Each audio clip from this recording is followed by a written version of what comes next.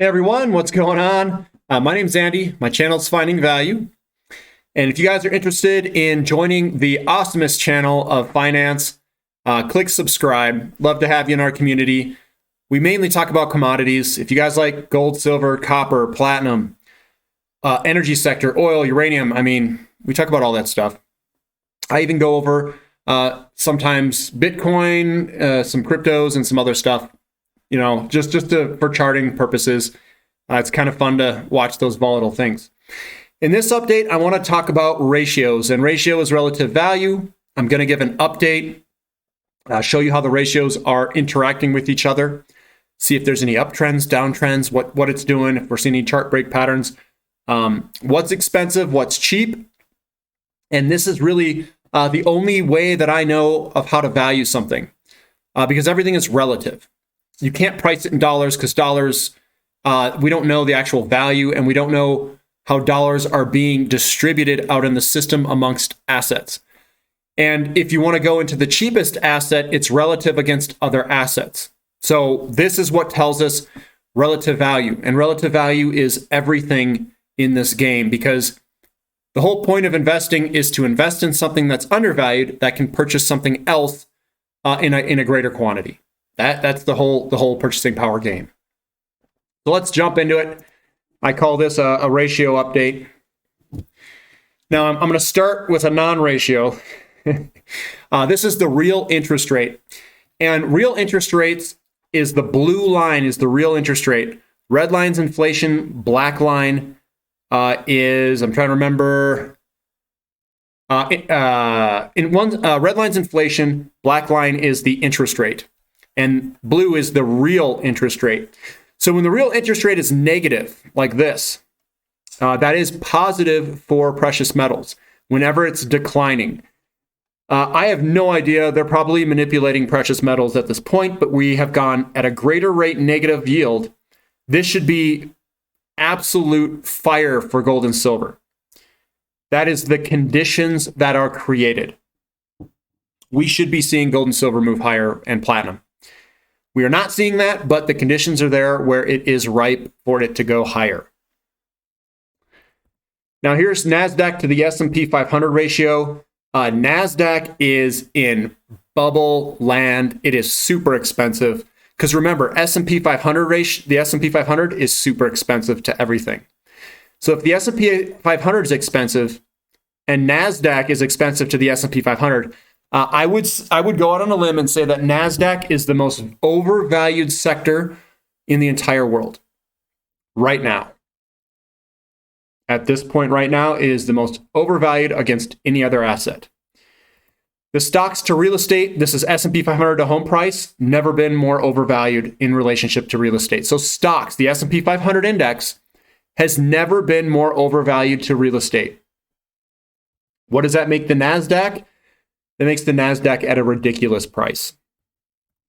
Now here's the Dow to gold ratio. Gold is cheap in relationship to the Dow, and I have a feeling that this is going to roll over and head lower.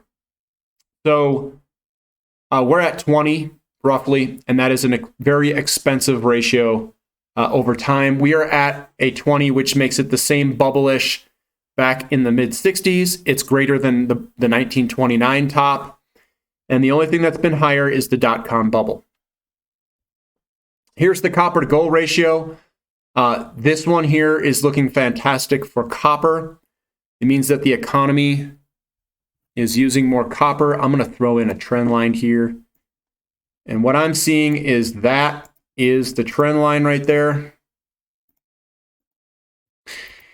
And that is breaking out to the upside, and it very well could pull back and do a little retest, back test before moving higher, or just do a little like pause and then move up. But overall, it's broken the downtrend. That's what's important. It's a big pattern too, all the way since 1971. Big patterns, big moves. So we're probably going to see a big ratio move. Copper outperforming gold, that is. Here's the oil to gold ratio. You know what? I'm going to throw that in here too. So let's put this here. God, this looks good, guys. Look at that. oil's breaking out against gold, and it looks fantastic. Now, actually, you know what, guys? Let me put this in here as well. I'm going to take out the COVID crash. Guys, this is going to be a very large move in the ratio coming up. The projected move here is this. So what that means is that oil could have a vast outperformance here. Basically, it's going to repeat what 2008 did. So if we go to 0.15, you know what? Let's do some math just so everybody's up to snuff here. So if we do 0.15, it's 0.15 times, let's say gold goes to 3,000. But it may not yet. No, it won't peak. Let's say it goes to 2,500. That's $375 a barrel of oil.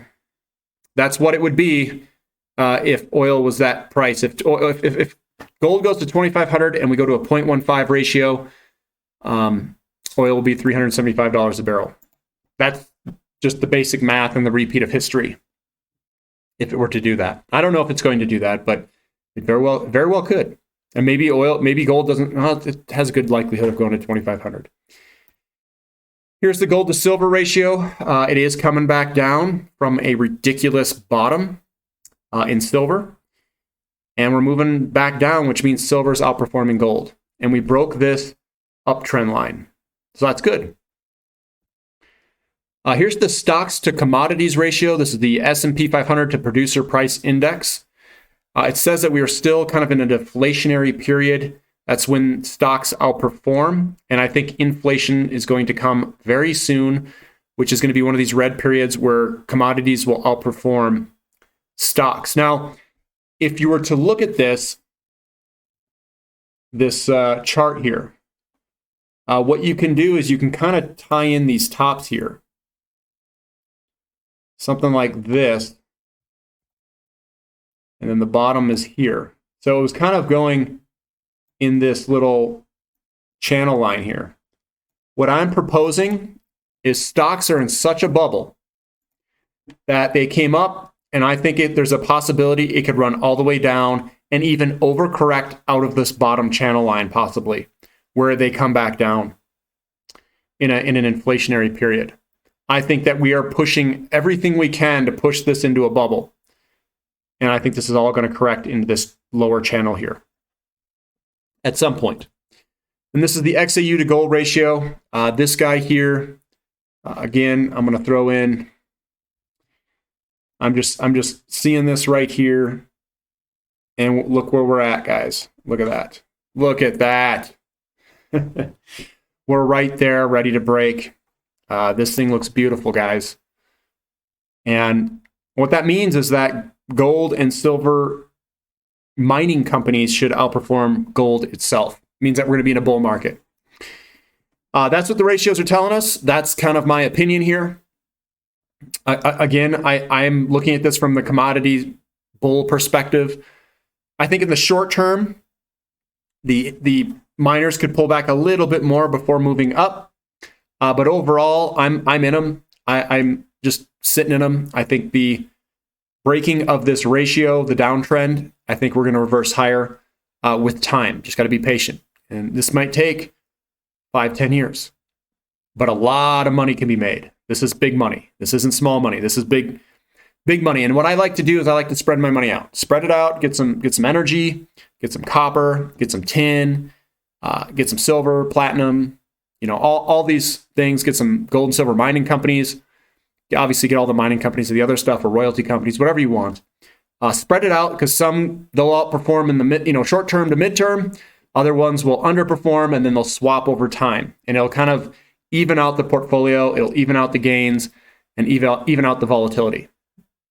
So that's what the ratios look like. I got all these charts from long-term, I think it's long-term trends. Put in long-term charts, and I think it's long-term trends. And then you can see these real time and watch them move against each other on that website. you guys like this content, give me a thumbs up, leave comments and questions below, and thank you for listening. This is Finding Value.